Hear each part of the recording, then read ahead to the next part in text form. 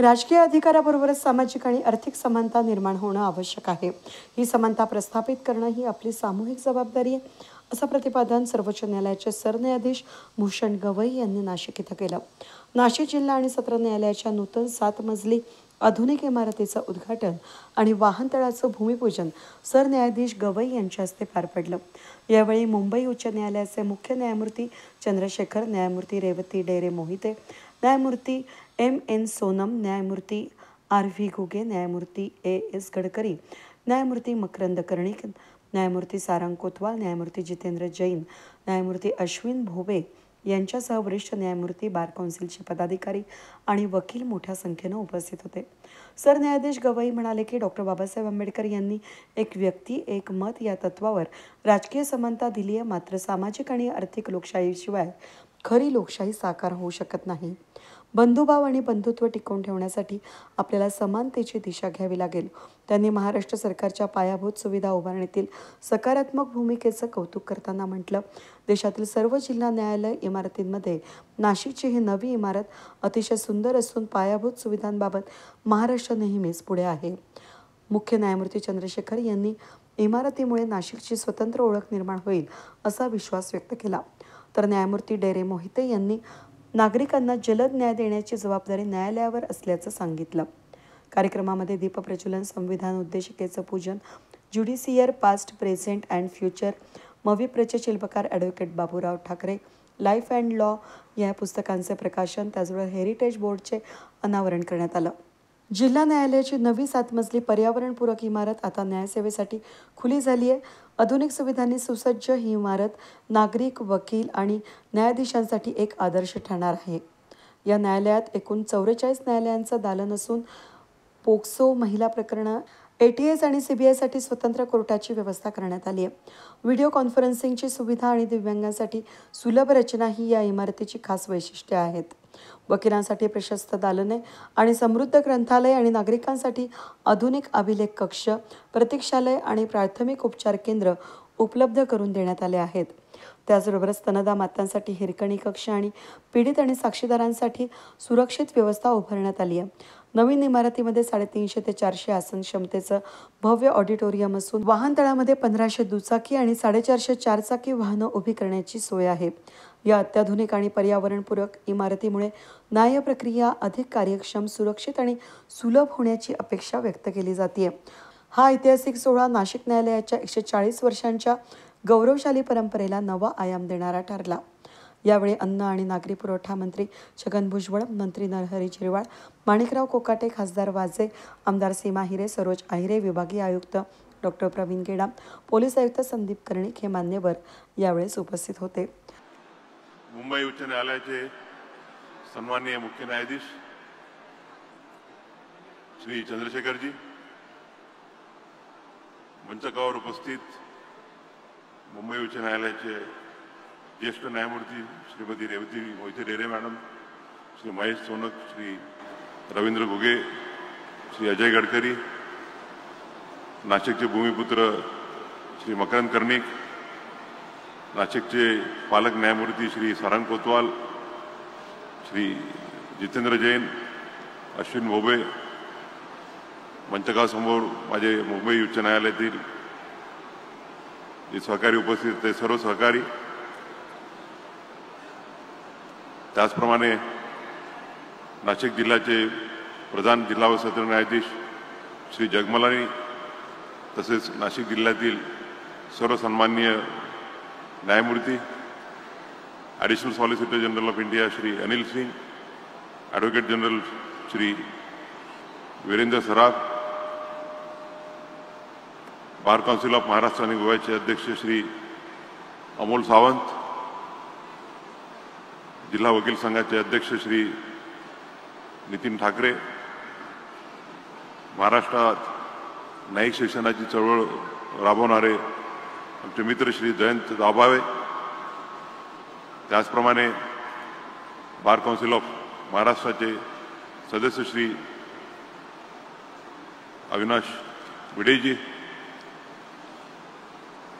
केंद्रीय प्रशासनिक प्राधिकरणाचे अध्यक्ष माजी मुख्य न्यायाधीश श्री रणजित मोरे, त्याचप्रमाणे इन्कम टॅक्स अपिलेट ट्रिब्युनलचे अध्यक्ष आणि जे नाशिकचे प्रधान न्यायाधीश सुद्धा राहिलेले आहेत ते माझे मित्र श्री सी व्ही भडंग, माजी न्यायमूर्ती श्री बोरासाहेब, श्री संदीप शिंदे, श्री सुरेंद्र तावडेजी, कार्यक्रमाला मोठ्या संख्येने उपस्थित जनप्रतिनिधी खासदार माननीय राजाभाऊ वाजे, आदरणीय श्री छगनरावजी भुजबळ, श्री माणिकरावजी कोकाटे, श्री माननीय श्री झिरवाळेजी, माजी खासदार भारती पवार, माननीय हिरामन खोसकरजी, माननीय सरोज अहिरे, त्याचप्रमाणे डिव्हिजनल कमिशनर माननीय प्रवीण गेडाम, पोलीस विभागाचे inspector general of police Shri Dattatray Karale, नाशिकचे पोलीस आयुक्त श्री संदीप कर्णिक, जिल्हाधिकारी श्री जलज शर्मा, मनपा आयुक्त माननीय मनीषा खत्री, जिल्ह्याचे ग्रामीण SP Shri Balasaheb Patil, chief officer Shri Pawar, Maharashtra शासनाच्या लॉ अँड जस्टिस डिपार्टमेंटच्या सचिव श्रीमती सुवर्णा कोयवले, त्याचप्रमाणे सचिव श्री विलास गायकवाड, पब्लिक वर्क्स डिपार्टमेंटचे चीफ इंजिनियर श्री आवटी, श्रीमती शर्मा आणि त्यांचे सर्व सहकारी, इथे मोठ्या संख्येने मुंबईहून आमचे वकील मित्र उपस्थित आहेत, ते सर्व वकील मित्र, त्याचप्रमाणे जिल्हा न्यायालयातील सर्व कर्मचारी, उच्च न्यायालयाचे रजिस्ट्रार जनरल आणि बार काउन्सिलचे पदाधिकारी, त्याचप्रमाणे प्रचंड संख्येने उपस्थित असलेले नाशिक जिल्ह्यातील सर्व बंधू आणि भगिनी, सर्वप्रथम मी आपल्या सर्वांचं अभिनंदन करतो की अतिशय सुंदर आणि आधुनिक अशी इमारत आपल्याला मिळालेली आहे आणि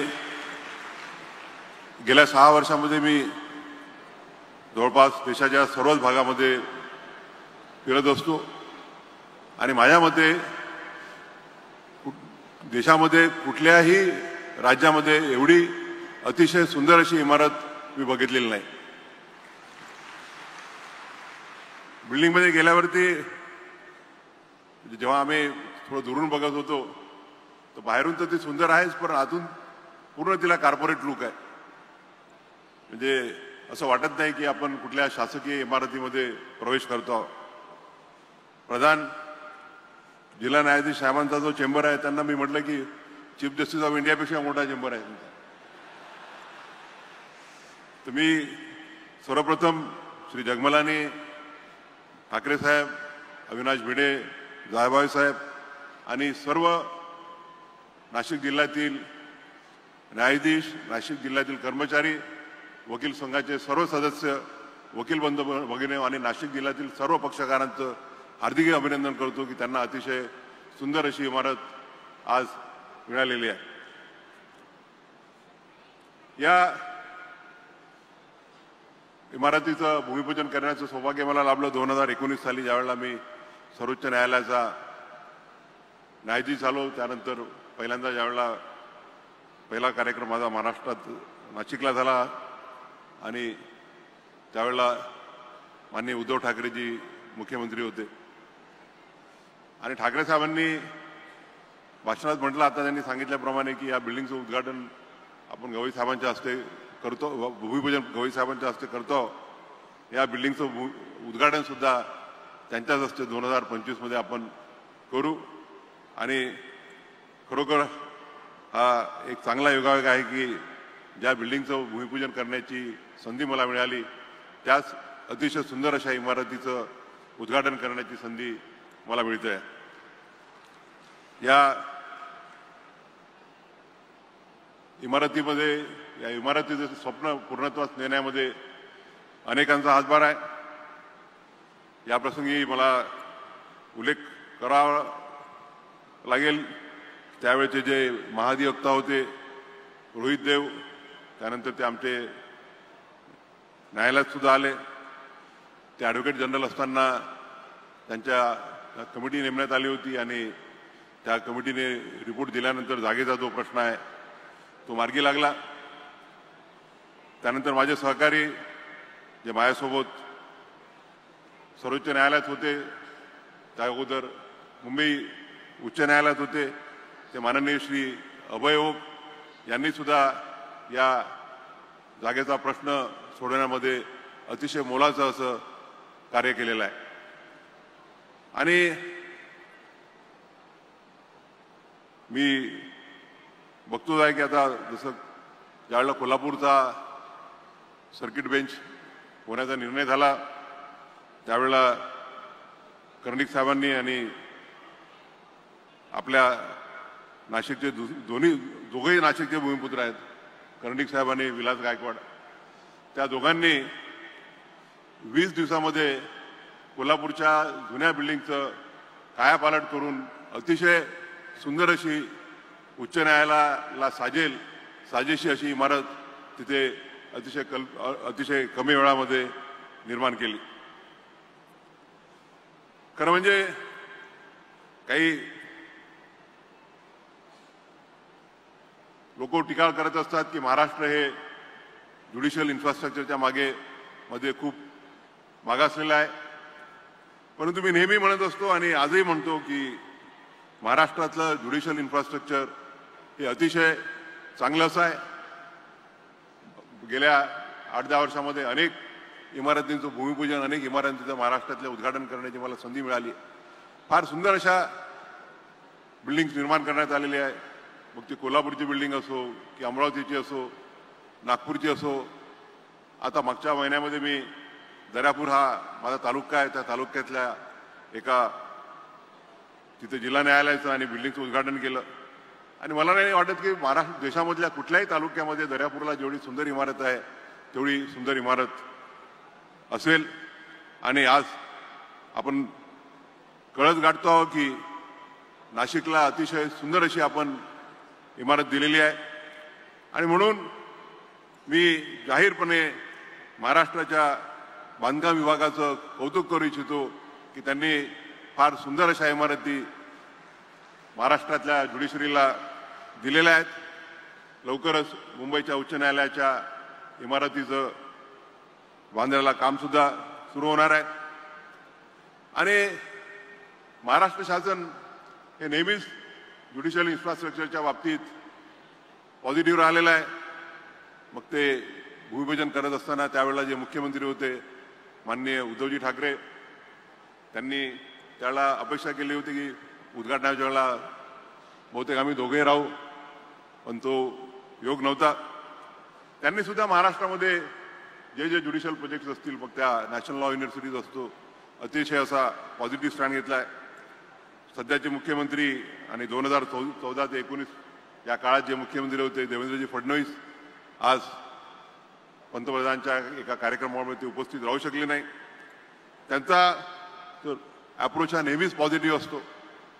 मी सुप्रीम कोर्टाचा न्यायाधीश झाल्यानंतर अनेकदा आम्ही मुख्यमंत्री, मी त्याचप्रमाणे आमचे जे चीफ जस्टिस आहेत ते इन्फ्रास्ट्रक्चर कमिटीचे आमचे जे सदस्य आहेत त्यांनी अनेक अशा बैठकी घेतल्या आणि महाराष्ट्रामधले जे इन्फ्रास्ट्रक्चरचे जे प्रोजेक्ट्स होते ते मार्गी लावण्याकरता प्रयत्न झाले. मला आनंद आहे की महाराष्ट्र राज्याच्या मुंबई उच्च न्यायालयाच्या इन्फ्रास्ट्रक्चर कमिटीचा सुरुवातीला ओक साहेब ज्यावेळेला अध्यक्ष होते त्यावेळेला मी आणि रेवती मोहिते डेरे मॅडम आम्ही मेंबर होतो. आणि अनेक असे आम्ही प्रोजेक्ट्स त्यावेळेला संकल्पित केले आणि त्यातले बरेचसे पूर्णत्वास नेता आले. त्यानंतर मला इन्फ्रास्ट्रक्चर आणि बिल्डिंग कमिटीचं अध्यक्ष बनण्याची संधी मिळाली. माझ्यासोबत रेवती मोहिते डेरे मॅडम आणि मकरंद कर्णिक हे दोघेही जण त्या कमिटीवरती होते.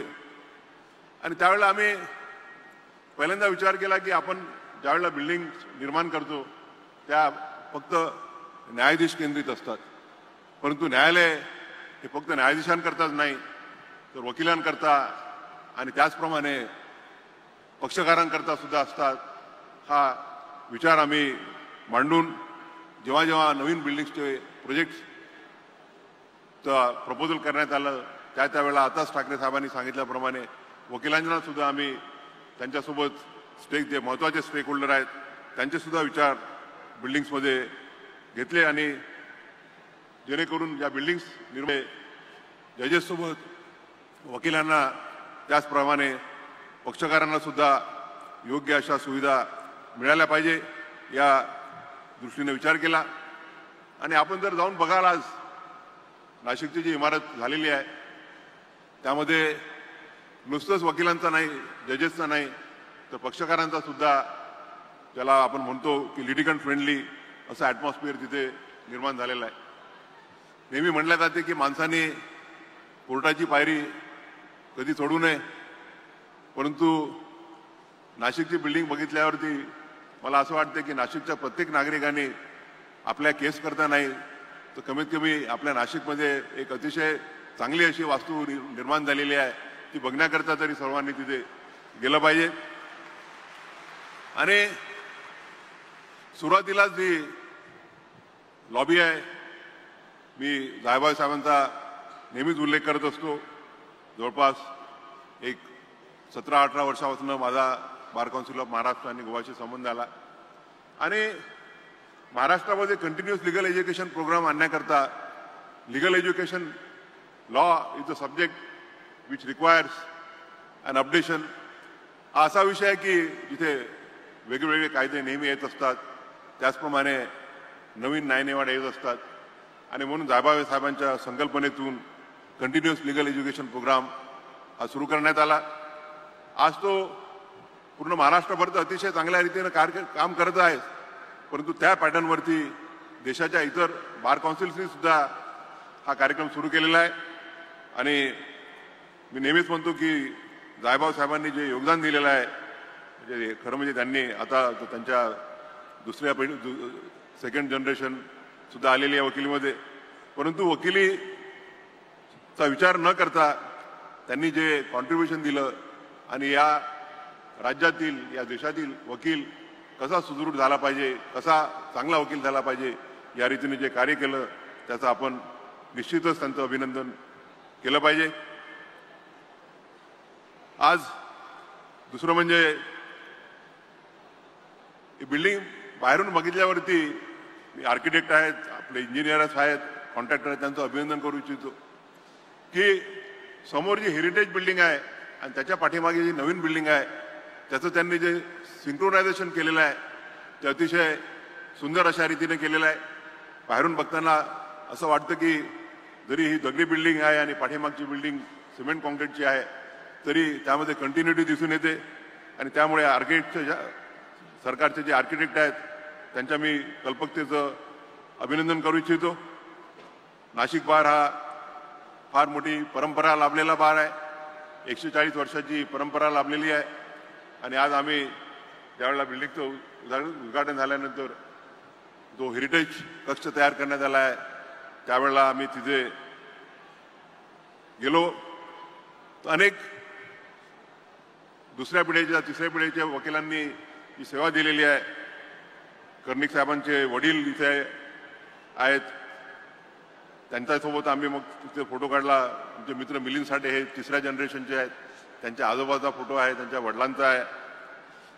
आमचे मित्र किशोर संत त्यांचे सिनियरसोबत तिथं आम्ही फोटो काढला. आता नवीनच आमच्या जज झालेल्या भगिनी वैशाली जाधव पाटील यांचेही सिनियर तिथे फोटो रूपात उपस्थित आहेत. त्या सर्वांचे आशीर्वाद आपल्या सर्वांना लाभलेले असतील. बाबूरावजी ठाकरे, ठाकरे साहेबांचे वडील, ते माझ्या वडिलांचे मित्र होते. त्यांनी तर या भूमीमध्ये नुसतंच वकिलीत नाही तर शैक्षणिक कार्यात सुद्धा अतिशय महत्त्वाचं योगदान दिलेलं आहे. ठाकरे साहेबांनी तर या बिल्डिंगसाठी मी नेहमी उल्लेख करू इच्छेन की जेव्हा जेव्हा ठाकरे साहेब, जायभाई साहेब नेहमी दिल्लीला यायचे आणि बिल्डिंगचा पाठपुरावा करायचे आणि ही बिल्डिंग पूर्ण करण्यामध्ये त्या दोघांचं अतिशय मोलाचं योगदान आहे. त्याचप्रमाणे आमचे मित्र मकरंद कर्णिक जे नाशिकचे भूमिपुत्र आहेत आणि त्याचप्रमाणे जे विलास गायकवाड तेही नाशिकचे भूमिपुत्र आहेत. त्या दोघांनी हा प्रोजेक्ट पूर्णत्वास नेण्यात अतिशय महत्त्वाचं असं योगदान दिलेलं आहे. त्याचप्रमाणे जे गार्डियन जज आहेत सारंग कोतवाल त्यांच्याशी माझं मधून मधून बोलणं व्हायचं आणि त्यांनी सुद्धा आपले विकेंड बाजूला सोडून इथे व्हिजिट देऊन ही बिल्डिंग आपल्या तारखेपर्यंत कशी तयार होईल या दृष्टीनं महत्त्वाचं योगदान दिलेलं आहे. मी त्या सगळ्यांचं आभार मानू इच्छितो, अभिनंदन करू इच्छितो. मगाशी मी सांगितलं की बिल्डिंगमध्ये आपण ज्यावेळेला प्रवेश करतो त्याच वेळेला जावया साहेबांनी संकल्पनेतून भारताच्या संविधानाचे जे सगळे चॅप्टर्स आहेत त्या चॅप्टर्सच्या बद्दल तिथे माहिती दिलेली आहे.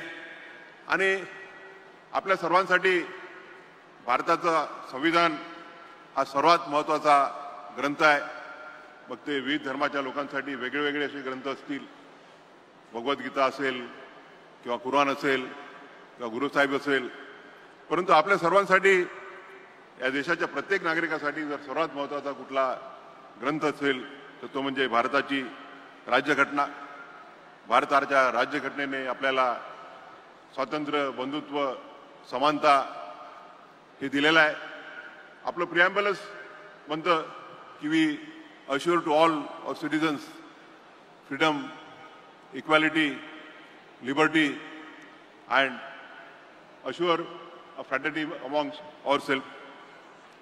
बाबासाहेब आंबेडकर नेहमी म्हणायचे, आज जो कार्यक्रम होत आहे मला आनंद आहे की छत्रपती शिवाजी महाराज, बाबासाहेब आंबेडकर आणि महात्मा ज्योतिबा फुले यांच्या प्रतिमा आपण ठेवल्या आहेत. त्यांच्या आशीर्वादाने आपण हा कार्यक्रम घेतो आहोत.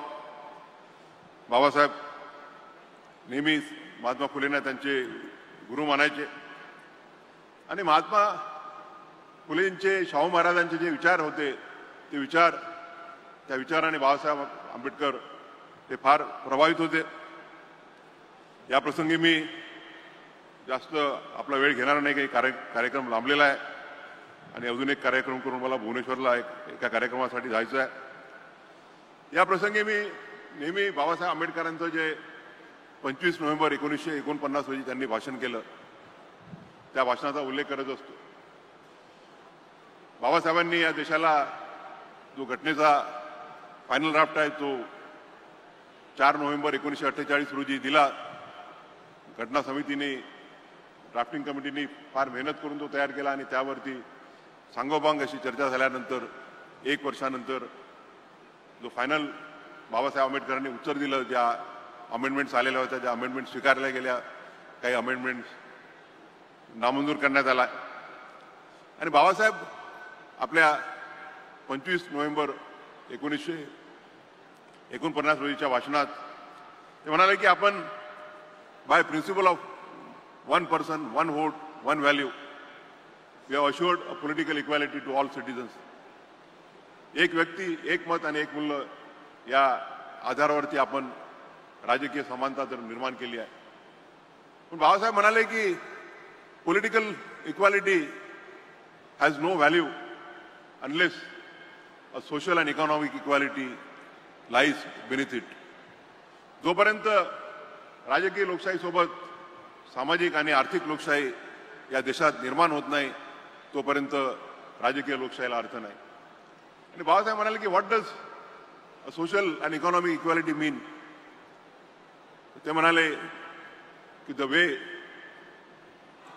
wherein the liberty, equality and fraternity work together is what is meant by the social and economic equality.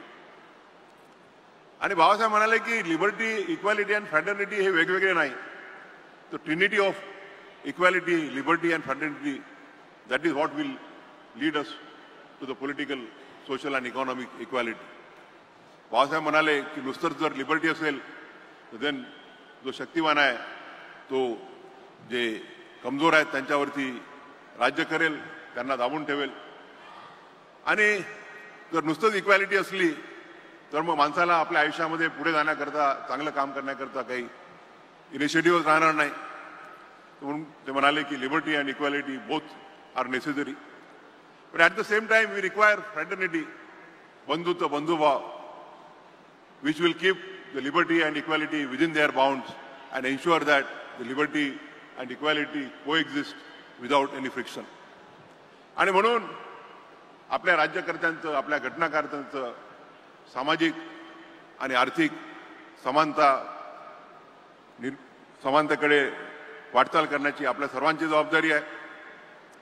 Babasaheb म्हणाले की on 26 January 1950 will be entering into era of contradictions. 26 जानेवारी 1950 रोजी आपण एका विरोधाभासाकडे प्रवास करू. राजकीय स्तरावर तर आपण समानता आणलेली आहे, परंतु सामाजिक स्तरावरती हा देश 4 कंपार्टमेंट्समध्ये विभागला गेलेला आहे. आणि ते कंपार्टमेंट असे की एका कंपार्टमेंटमधून दुसऱ्या कंपार्टमेंटमध्ये एंट्री ही परमिसिबल नाही. आणि on a economic plane we have a society, we have the vast wealth of the country concentrated in few hands, wherein the vast majority of the people find it difficult to meet two ends of the day. 2 वेळेचं त्यांना अन्न मिळत नाही.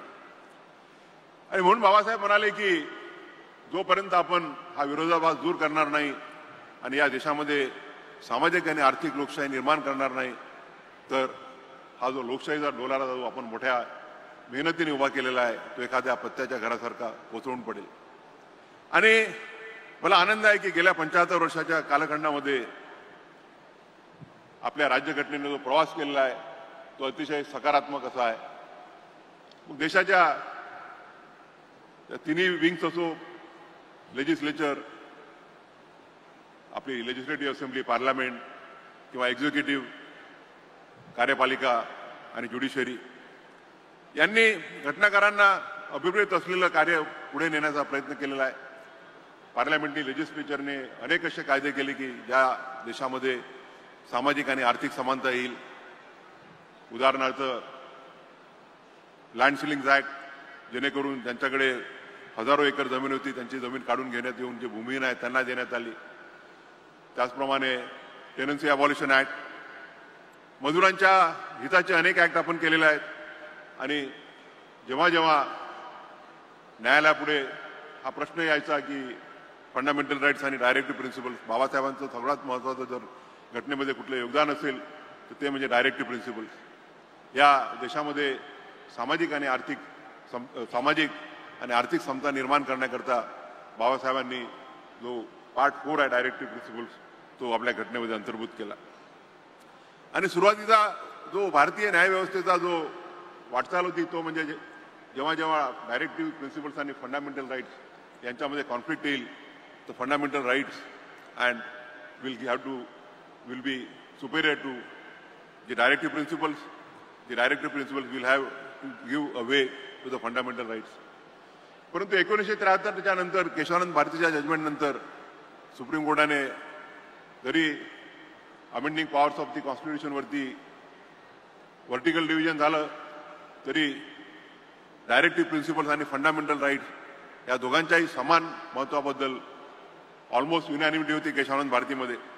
आणि त्यानंतर आपण 1973 नंतरच्या भारतीय न्यायव्यवस्थेचा जर प्रवास बघितला तर भारतीय न्यायव्यवस्थेने या देशामध्ये सामाजिक आणि आर्थिक समानता निर्माण करण्याच्या दृष्टीने जे जे कायदे झाले, ज्या ज्या ॲक्शन घेण्यात आल्या त्या नेहमीच उचलून धरल्या.